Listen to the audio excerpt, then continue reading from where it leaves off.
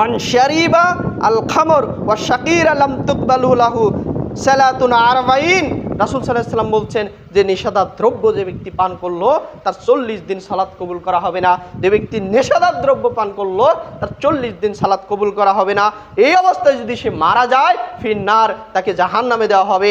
যদি তওবা করে, সে যদি তওবা করে, অনুশোচনা করে, তাকে ক্ষমা করা হবে। রাসূল সাল্লাল্লাহু আলাইহি ওয়াসাল্লাম আবার বলছেন কেউ যদি নেশাদার দ্রব্য পান করে থাকে তার 40 দিন সালাত কবুল করা হবে না। এই অবস্থায় যদি মারা যায় তাহলে সে জাহান্নামে যাবে। আর যদি তওবা করে তাকে ক্ষমা করে দেওয়া হবে।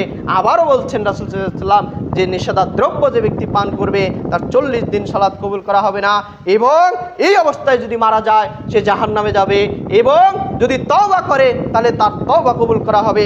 3 নম্বরের সময় রাসূল সাল্লাল্লাহু আলাইহি ওয়াসাল্লাম বলছেন আবারও যদি নেশাদার দ্রব্য পান করে তাকে রাদাগাতুল খাবাল, এই মদ্য, এই জাহান্নামী পুজ তাকে ভক্ষণ করাতে দেওয়া হবে। নাউজুবিল্লাহ। তাকে এক ধরনের পুজ যেগুলো জাহান্নামীদের শরীর থেকে বেয়ে বেয়ে পড়বে, ঘাম এবং পুজ, রক্ত, এগুলো হচ্ছে জাহান্নামের একটি সাগর আছে, এখানে একত্রিত হয়। সেখানে উত্তপ্ত, এতই উত্তপ্ত করা হয়, এই উত্তপ্ত গরম তরল এই পুজ, রক্ত ওই ব্যক্তিকে খাওয়ানো হবে। নাউজুবিল্লাহ। তাহলে যে নেশাদার দ্রব্য পান করে, এই হাদিস কি বলছেন, তার 40 দিন সালাত কবুল করা হবে না। আগেই বলছি যে আপনি যদি বলেন মুদমিনুল খবর, এর অর্থ হচ্ছে নেশা, মানে হচ্ছে মদ। আমি আপনাকে আগেই বলেছি মদের ভিতরে যে কোয়ালিফিকেশন রয়েছে, এই নেশাদার দ্রব্যে তামাক, জর্দা, আলুয়া, বিড়ি, সিগারেট, ইয়াবা, ফেনজিডিল, এগুলোর ভিতরে সেম ক্ষতি রয়েছে। সেজন্যই হুকুম একই। অতএব এই নেশাদার দ্রব্য থেকে আমাদেরকে বাঁচতে হবে। রাসূল সাল্লাল্লাহু আলাইহি ওয়াসাল্লাম বলছেন অবশ্যই আমার উম্মতের কিছু সম্প্রদায় রাত্রি অতিবাহিত করবে, আনন্দ বিনোদনের মাধ্যমে পানি পান করবে তারা, এবং বিভিন্ন ধরনের বিনোদনে, আমোদে প্রমোদে তারা নিমজ্জিত থাকবে। আর আল্লাহ সুবহানাহু ওয়া তাআলা এই অবাধ্যতার কারণে, এই জুলুমের কারণে আল্লাহ সুবহানাহু ওয়া তাআলা তাদের আকার এবং আকৃতির পরিবর্তন করে দিবে। সুর এবং বানরের আকার আকৃতি তাদেরকে দিয়ে দিবে। সুবহানাল্লাহ। আল্লাহ সুবহানাহু ওয়া তাআলা আমাদের এই নিষাদার দ্রব্য থেকে বাঁচা চলার তৌফিক দান করেছেন। আল্লাহুম্মা আমিন।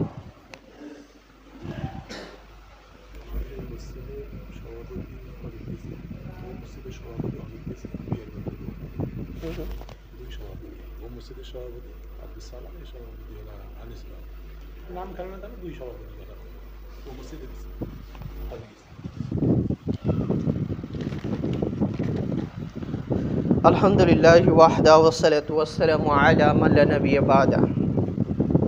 রাসূল সাল্লাল্লাহু আলাইহি ওয়াসাল্লাম বলছেন লাআনা রাসূলুল্লাহ সাল্লাল্লাহু আলাইহি ওয়াসাল্লাম লাআনাল্লাহি ফি খামরি আশআতান।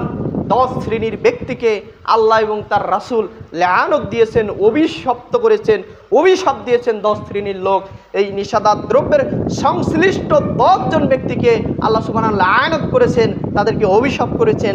তার মধ্যে এক আশিরাহা, যে এই মদ্য নেশাদার দ্রব্য যে প্রস্তুত করে, আপনি তামাক আবাদ করেছেন, এই তামাক যতজন ব্যক্তি খাবে আপনার আমলনামা গোনা উঠে যাবে। এই তামাক যতজন ব্যক্তি খাবে ততজন আমলনামায় আপনার গোনা উঠে যাবে। এই তামাক যে আপনাকে কেটে দিবে, যতজন লোক কেটে দিবে ততজন লোকের গোনা আপনার আমলনামায় উঠে যাবে। রাসূল সাল্লাল্লাহু আলাইহি ওয়াসাল্লাম বলছেন আশিরাহা, যে মদ্যপান নেশাদার দ্রব্য যে তৈরি করে দেয়, যে তৈরি করে, প্রস্তুতি করে, ওই ব্যক্তি আল্লাহ এবং তার রাসূল অভিশাপ দিয়েছেন, তাদের ধ্বংস চেয়েছেন। 2 অমতাশারিহা, যে ব্যক্তি প্রস্তুত করে, যে ব্যক্তির এগুলো তৈরি করে, এগুলো প্রস্তুত করে, ওই ব্যক্তির উপরে আল্লাহ এবং তার রাসূলের লানত। 3 অশারিবাহা, যে ব্যক্তি পান করে, ওই ব্যক্তির উপরে আল্লাহ তার রাসূলের লানত। ও হামিলাহা, যে ব্যক্তি পান করায়, ওই ব্যক্তির উপরে অভিশাপ এবং লানত। এবং 5 অমাহমুলাতা ইলাইহা, যে গাড়িতে করে, যে বাহনে করে, যে মাধ্যমে ওই নেশাদার দ্রব্য নিয়ে আসা হয়, ওই ব্যক্তির উপরে আল্লাহ এবং তার রাসূলের অভিশাপ। রাসূল সাল্লাল্লাহু আলাইহি ওয়াসাল্লাম আরও বলছেন যে ওয়াসাইহা, যার কাছে বহন করা হয়, যার কাছে নিয়ে আসা হয়, ওই ব্যক্তি অভিশপ্ত এবং লানত। অবায়াহা, যে ক্রেতা, ওই ব্যক্তির উপরে অভিশপ্ত। ও আকুল সামিয়াহা, যে ব্যক্তি ক্রেতা, যে কিনে নেয়, ওই ব্যক্তির উপরে আল্লাহ এবং তার রাসূলের অভিশপ্ত। অমতাশারিহা, যে ব্যক্তির জন্য ক্রয় করা হয়, তার উপরে আল্লাহ এবং তার রাসূলের অভিশাপ। তারপরে 10 নম্বর রাসূল সাল্লাল্লাহু আলাইহি ওয়াসাল্লাম বলছে অমুস্তারা লাহু, যে ব্যক্তি এর লাভ, এর টাকা, এর অর্থ যে লাভ ভক্ষণ করে, এই লাভ নিয়ে থাকে, ওই ব্যক্তি ধ্বংস হোক, ওই ব্যক্তির লানত, ওই ব্যক্তির লানত। রাসূল সাল্লাল্লাহু আলাইহি ওয়াসাল্লাম এবং আল্লাহ সুবহানাহু ওয়া তাআলা এইভাবে ওই 10 শ্রেণীর ব্যক্তিকে লানত দিয়েছেন, ধ্বংস করেছেন। যেমন আপনি যদি সিগারেট বেচেন, ওই ব্যবসা হারাম। সিগারেট যে দোকানে বিক্রি হয়, ওই বিক্রি হারাম। ওই সিগারেট যে বেচলো, দোকানদার বেচছে আপনার কাছে, আপনি খেয়ে যত গুনাহ হবে, ওই দোকানদার বিক্রি করার কারণে ওই দোকানদার সেম পরিমাণ গুনাহগার হয়ে যাবে।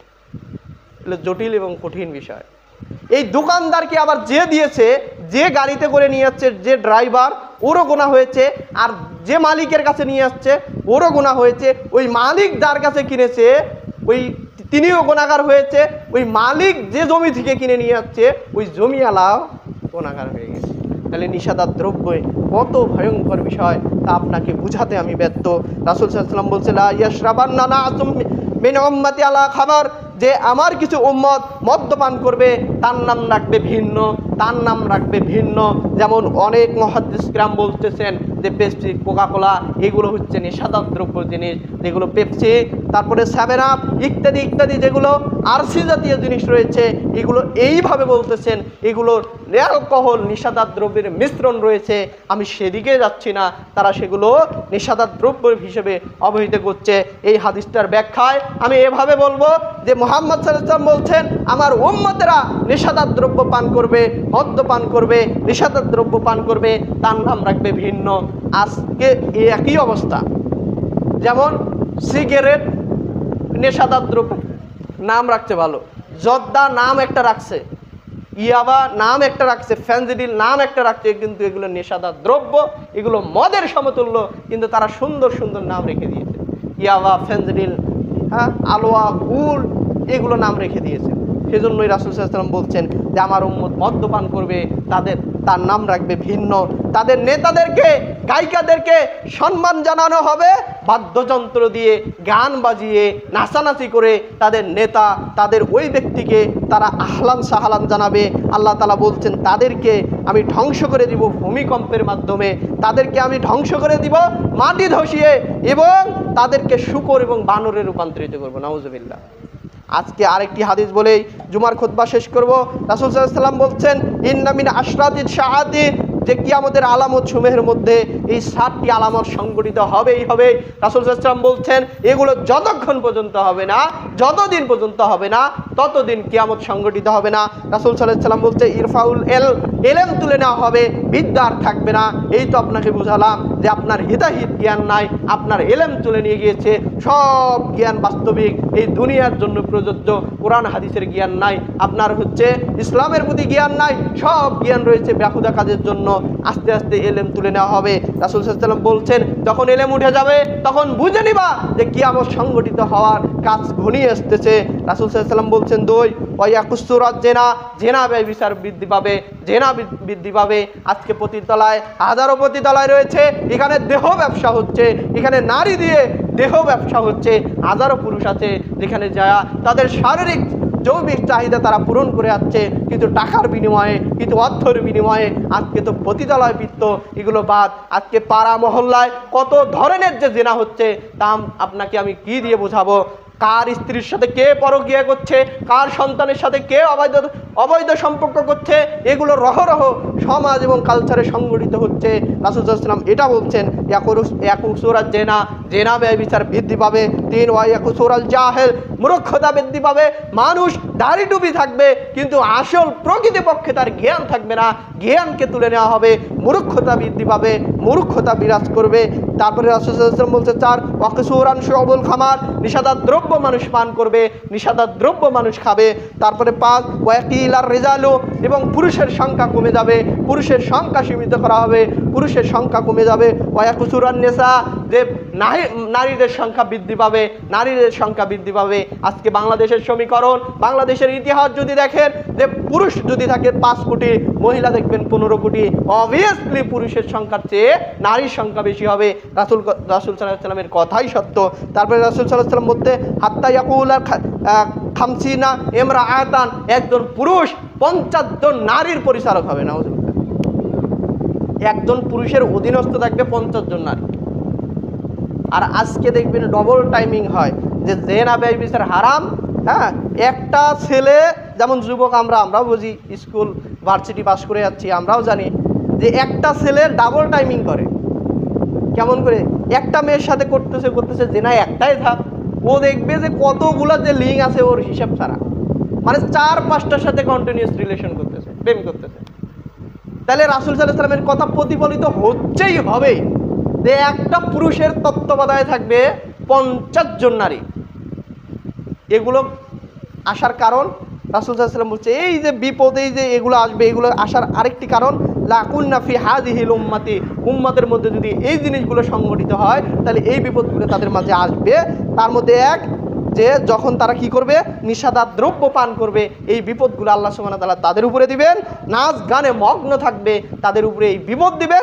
এবং যারা গান বাজনার প্রতি আসক্ত থাকবে, গান না শুনলে ভালো লাগে না, এই ধরনের ব্যক্তির জন্য আল্লাহ তাআলা আসমানের সেই বৃষ্টি বন্ধ করে দেয়, জমিনের সেই বরকতগুলো বন্ধ করে দেয়। এই নিষাদার দ্রব্য কত ভয়াবহ তা আমি আপনাকে কি দিয়ে বোঝাই। আল্লাহ সুবহানাহু ওয়া তাআলা আমাদের সবাইকে নিষাদার দ্রব্য থেকে বাঁচার তৌফিক দান করুক। সবাই বলি আমিন।